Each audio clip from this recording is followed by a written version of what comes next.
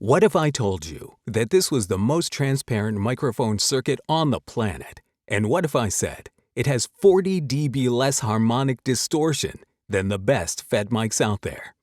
Meet the Serena, an OPA Alice mic by Jules Ryckebusch. From the mind of Mark Yoshimoto Nemkov. Pretty much all microphones that you've seen on this channel have their own sound, which means they have some kind of tonal identity to them, like the U87 and even the SE Electronics 4400. There's a certain sound that they have. And that's just really something that I think a lot of us, with, with our microphone fetishes, love to enjoy nitpicking and listening to. We totally love different tonal variations on a mic, because we seem to accept the fact that all mics will impose their sound upon you, meaning that whatever these mics sound like, that's going to be part of your tone too if you use them. But this mic is different because this mic is transparent, very low noise, high headroom, and the sonic accuracy is insane. This transformerless wonder is the Serena mic with an OPA Alice circuit in it. Now, Jules Ryckebusch, if you have been, participating in or, consuming DIY, microphone DIY content on the internet, you may have seen his name here, there, and everywhere. He's kind of like the Kaiser Soze of microphone DIY. He's the genius behind the OPA Alice circuit. Now, you may have seen the OPA Alice microphone that I had on the channel a couple of weeks ago, the little electric capsule mic, which sounded surprisingly good for a mic that you could put together for, what was it, like 60, 80 bucks. So Jules, the little OPA Alice mic with the electret, is brilliant. But Jules took it a next step further. Because if you want it to sound more pristine, if you want it to sound more detailed, you have to move away from the electric capsule. The electric capsule sounds great, right? Especially that one. But if you want more detail, if you want more sensitivity, if you want less noise, you move to a condenser capsule, like this one, this 34mm K67 variant. And the way you have to do that is you have to add a second board. And that second board is basically a hex converter, DC converter, and allows you to power with phantom power the backplate of a capsule. So when you do that, and when you power that backplate up, you get the ability to use a much better capsule and get a much better capture. So, the Serena, this thing is crazy because it really has no identity of its own. It's a blank slate onto which you can render whatever sound you wish. Now you're listening to it through the MT48. Now let me switch it over. I want to switch it over to a more colored preamp, because the MT48 is pretty clean, but there's, a little dash of caramel in there. But let me switch it over. I'm going to switch it over to the Lola. Check this out. Serena meet Lola. Lola meet Serena. Now, what I love about the exceptional transparency of this circuit, of this mic, is that it allows me to go from a really clean, pristine signal to something full of warmth and character, like you're hearing right now. And all I have to do is figure out what I want to do to the sound coming out of the mic, because it's a blank slate. So it's a circuit design that does not dictate what your tone is going to be. It allows you to design your own tone, which is really great.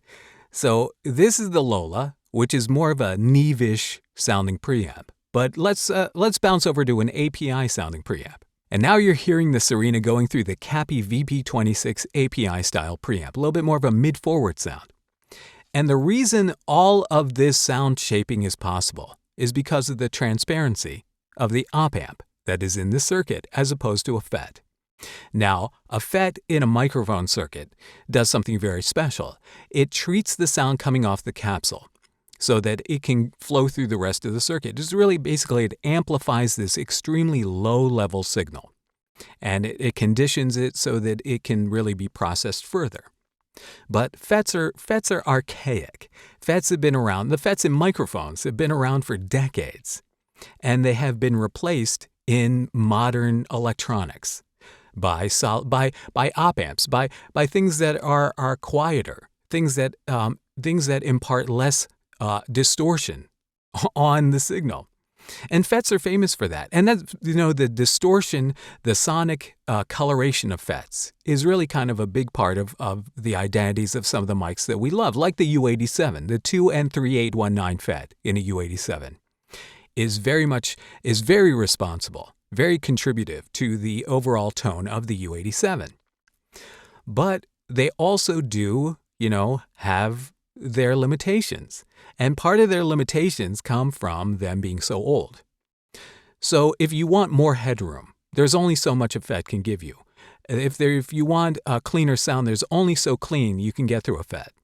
And FETs also require special considerations during manufacturing. A FET has to be balanced to the circuit. It has to be biased to work in that specific circuit to optimize its use in a circuit.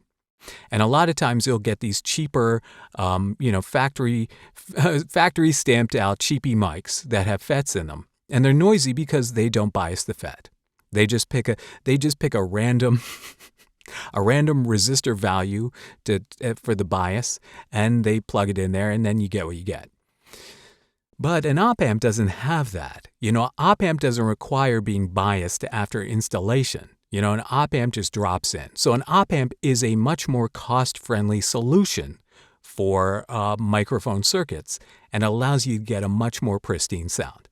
So in the modern world, right, the FET is what it is. But the world is running out of them slowly because they're starting to become obsolete. And there are a few companies that are still making all the signature ones. And there are probably still a couple million of them everywhere. We're not going to run out anytime soon. But overall, that is a technology that harkens back to the era of tape. So if you want something that's more detailed and modern, you have to move into the future. And that's what Jules saw. He saw that really the liability of having to rely on FETs for microphone design was really kind of a limited proposition in terms of the future. So I love that. He's very forward thinking about that. So he designed this thing with the op-amp, and it's so clean. And again, you get massive headroom and very low noise, and you get to sculpt the sound that you want. So, there are so many benefits to it. And you may think that, it sounds boring on its own, but that's not the point. The point is if you want to capture a really accurate, precise version of your source, right? You use a very clean circuit like the OPA Alice here in the Serena. Now, let me just really quick show you something. So I have actually a very easy EQ curve on. If I take the EQ off, listen to this. If I take the EQ off, it sounds like a much different mic. You can really hear it extending really low, really, really low, and you can hear it extending really high. So what I've done is this EQ on here. So this is a really simple EQ. We basically have a roll-off here on the low end at 80. We have a low cut at 80, and we have a high cut at 10K. And so that helps me get this sound. Now I can roll up I can roll it up a little bit more. If I want a little bit more of that, I can roll this up to, what is that, about 12? That's 12. So I can give it a little bit more high end at 12, but you feel a little bit less of that mid-range. But what I'm saying, it's very sculptable. Let me go back to 10. And then if I even do this, I can even give it a little pop at 400. If I give it a 2 dB, 1.5 dB, pop at 400. Actually, here, let me go 2 dB at 400, right? You get a little bit more of that. I wouldn't call it a transformery sound, but you get a little bit more of that low-end influence in there. Let me take it out. So here it is without the 400 hertz boost, and then here it is with it. So it's a little bit more authoritative. You can, obviously you can contour the sound to your liking. I just chose some very basic EQ points that pretty much I think everyone should be able to access, even for free, through a preamp or through whatever gear you have, through your DAW. But yeah, so you put these guardrails on it, and you get this incredible sound. Now again, without it, you get this kind of a large sound that really needs to be shaped. But then you put the guardrails on, and you get this. It's so cool. I really, really dig this. So there's so much more to talk about. I have to tell you how to get this mic, and the way you get it is through JLI Electronics, and it's actually a kit. This is really neat. So the kit is very simple. It's a body, and I do like this body a lot. This is definitely a much nicer body than some of the other U87 style bodies out there.